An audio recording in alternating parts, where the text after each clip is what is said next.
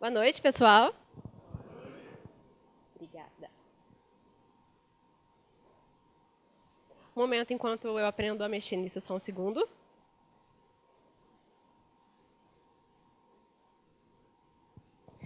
Vamos lá, então. A sociedade reflexiva. É muito bonita a palestra do padre. Mas eu acho que a sociedade reflexiva em si, ela começa em pequena escala, quando cada um de nós resolve fazer uma autorreflexão. E o que eu vim contar para vocês aqui hoje é um pouquinho de como eu tirei esse tempo, de como eu precisei dessa pausa para que eu fizesse a minha reflexão sobre o que eu queria da minha vida. E eu começo justamente com essa pergunta que tirou o meu sono durante meses, que é: qual é o propósito da minha vida?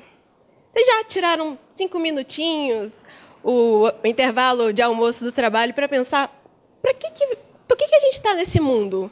Qual que é o meu papel enquanto pessoa, enquanto mulher, enquanto estudante, enquanto profissional? O que eu estou fazendo pelo mundo? Por que a minha vida é significativa de um modo geral? E aí eu fui em busca de respostas. Mas antes disso tudo...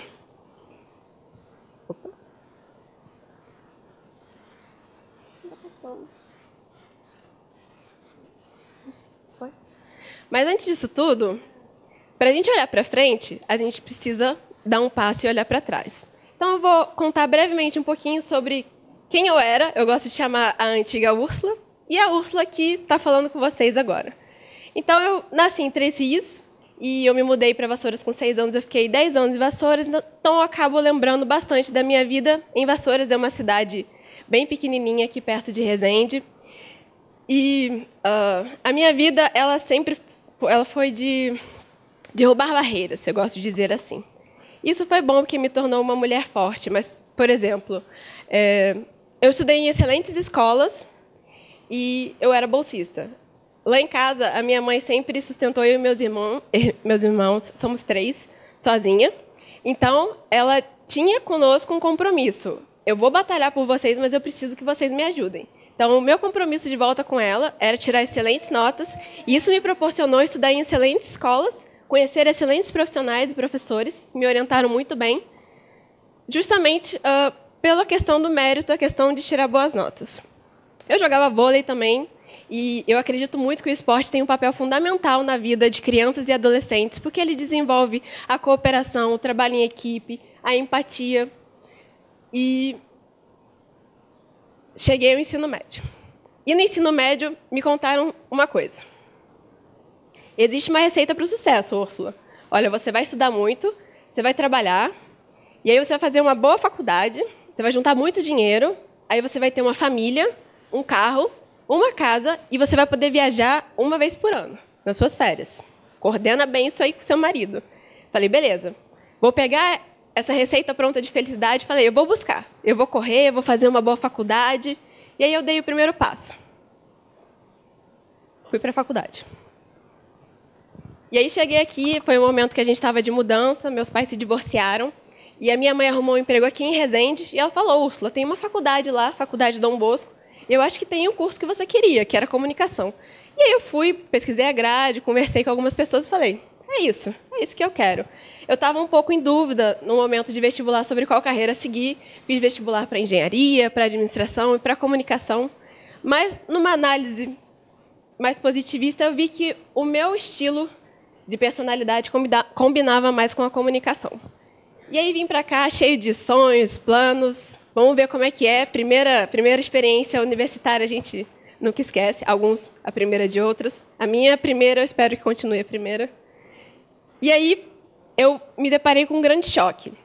Porque numa cidade pequena, você é tratado como especial, se você se destaca, você é tratado como diferente da maioria. E chegando aqui, eu vi pessoas excelentes no que faziam, pessoas que se destacavam naturalmente. Isso me tirou da minha zona de conforto. Me obrigou a descer do pedestal que eu tinha me colocado, porque eu vinha de uma cidade menor, e falar, eu sou igual a todo mundo aqui. O que eu vou fazer para poder tentar ser tão boa quanto eles? E aí eu comecei a trabalhar no meu 2º ano de faculdade, tive esse contato com o mercado, e eu acho que ele foi muito importante para definir quem eu sou hoje.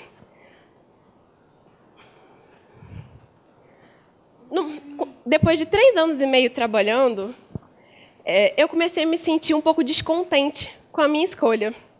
E aí, eu já não tinha mais tão palpável na minha frente as razões lá atrás pelas quais eu escolhi o curso de comunicação, ou mesmo porque eu permaneci em Resende, visto que, por exemplo, os meus amigos ficaram em Vassouras. A minha vida praticamente ficou em Vassouras nessa mudança. E aí, eu comecei a me questionar, por que eu estou aqui? Por que eu escolhi comunicação? O que eu vou fazer com isso? É essa área mesmo que eu quero trabalhar? E aí eu entrei nesse meio de dúvidas, e isso te desmotiva muito. Você começa a acordar e não vê propósito em gastar o seu dia, nem que seja no trabalho. E eu tinha uma rotina muito puxada, porque eu saía de casa às 8 horas da manhã, voltava às 11, e eu emendava trabalho com faculdade, e final de semana eu tinha para fazer trabalho de faculdade, eu tinha que me virar, e acaba que esse desgaste também te põe em dúvida da sua real capacidade de seguir em frente. E aí, no terceiro ano, no final do terceiro ano, eu fui num congresso de neuromarketing, porque eu não conhecia a área e fiquei curiosa. E aí, quando eu cheguei lá, eu conheci um outro lado da minha profissão que eu não conhecia. Eu conheci pessoas que trabalhavam com pesquisa aplicada, propriamente dita, professores universitários. E aí, aquilo me apresentou uma nova possibilidade dentro da área que eu tinha escolhido. E aí, eu voltei cheia de ideias. Falei, não, isso é muito bacana, eu preciso propagar isso. Eu virei quase a propagadora oficial da neurociência na EDB. E fui muito bem recebida aqui, obviamente. E eu falei, olha, eu quero isso para a minha vida, eu me apaixonei por isso. O que eu vou fazer? O que eu posso aproveitar dessa área que eu descobri que eu gostei na minha vida? E aí, no último ano, todo mundo tem a obrigação de fazer um trabalho de conclusão de curso. E aí eu falei, eu vou lançar esse desafio para mim mesma. Já batalhei tanto, não vou morrer na praia agora. E aí eu resolvi, eu vou desenvolver uma monografia dentro da área de neurociência aplicada. E aí eu pesquisei alguns temas sobre quais eu poderia fazer esse link com a comunicação. E aí eu cheguei em neurociência aplicada ao comportamento do consumo. E foi um trabalho muito complexo de fazer. Primeiro porque eu não aprendi nada disso na faculdade. Eu aprendi a fazer propaganda, fazer pesquisa de mercado, não aprendi sobre cérebros na faculdade. Mas uma coisa que eu tenho que tirar o chapéu foi todo o incentivo e ajuda que eu tive de brilhantes profissionais que eu conheci ao longo desse percurso, inclusive aqui dentro da EDB e também em outras universidades. E aí a gente percebe que quando a gente tem vontade de fazer alguma coisa, as pessoas elas começam a abrir portas para você. A vontade, a gente falando em palavra, a atitude, a vontade, ela também tem uma força muito grande na vida das pessoas. E aí, em busca desse autoconhecimento, eu resolvi fazer um coaching de carreira. Quem ainda nunca tinha ouvido falar, ou, de repente, vê com outros olhares, eu digo, um fator primordial para eu afirmar quem eu sou hoje foi esse coach de carreira. E eu acredito que quando a gente está perdido, aquilo que a gente tem que fazer é pedir ajuda. É ser humilde e falar, eu não sei como dar o próximo passo, o que eu faço? E aí, esse coach tinha um módulo chamado autoconhecimento. E aí que o bicho pegou.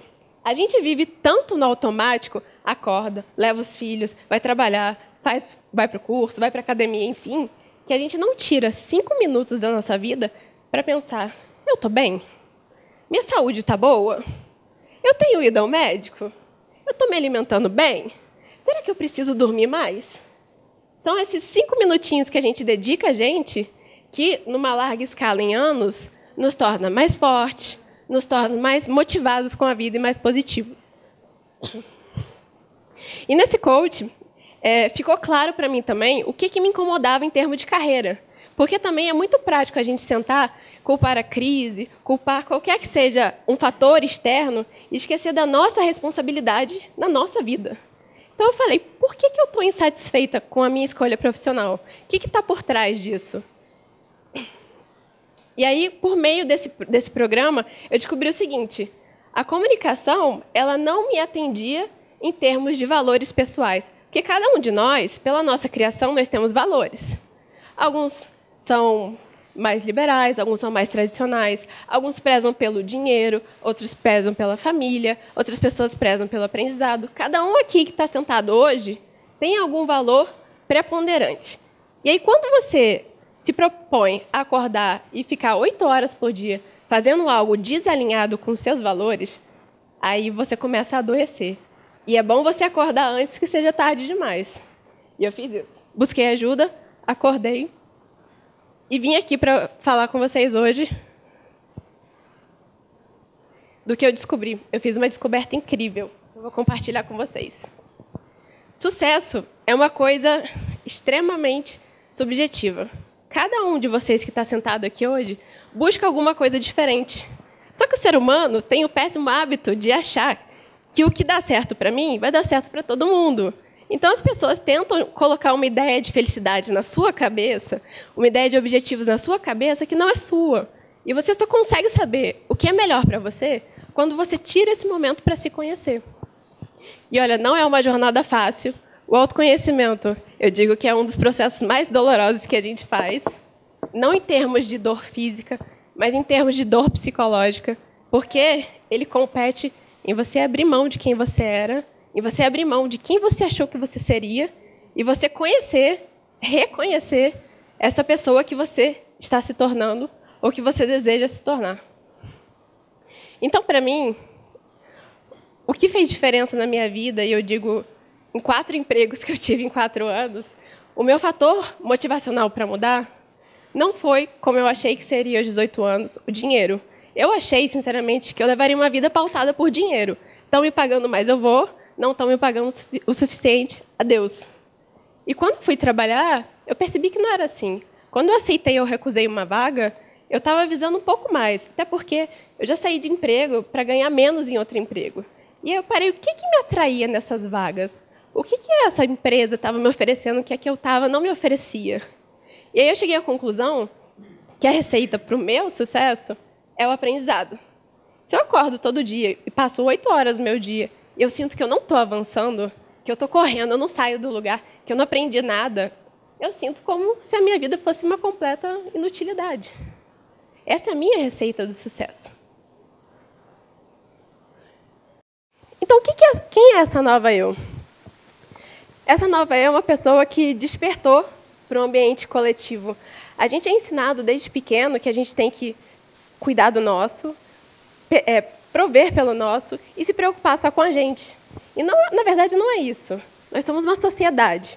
E a sociedade é, sim, feita de cada um.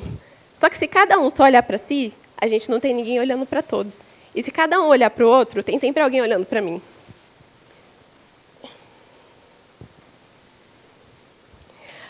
E quando você decide o que você quer para a sua vida, se torna quase que natural coisas ocorrerem na sua vida em consequência a isso, porque você aprende a focar nas coisas que você deseja verdadeiramente. E no meio desse percurso, até pelos congressos que eu fui, eu descobri, me redescobri, e me apaixonei pela carreira de cientista, carreira dentro da ciência, porque eu percebi que seria uma oportunidade de eu poder produzir coisas que efetivamente mudariam, pequena ou grande escala, a vida das pessoas. Eu acho que, não só na carreira de ciência, mas também na nossa vida em si, o que a gente deve buscar é tentar fazer a diferença nesse mundo e tentar fazer a diferença na vida do outro. Porque uma vez que a gente contamina o outro com palavras boas, com atitudes boas, a gente, de certa forma, está fazendo a diferença na vida de alguém.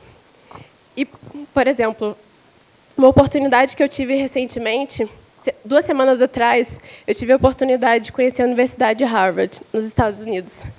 E sempre foi um sonho para mim, até por eu dar tamanha importância para a educação, conhecer grandes universidades do mundo. Não só de fora, mas de dentro também. Conhecer a USP foi um grande sonho na minha vida. E estar perto de pessoas que acordam todo dia e tentam fazer desse mundo um lugar melhor se tornou uma verdadeira inspiração e um mantra para mim.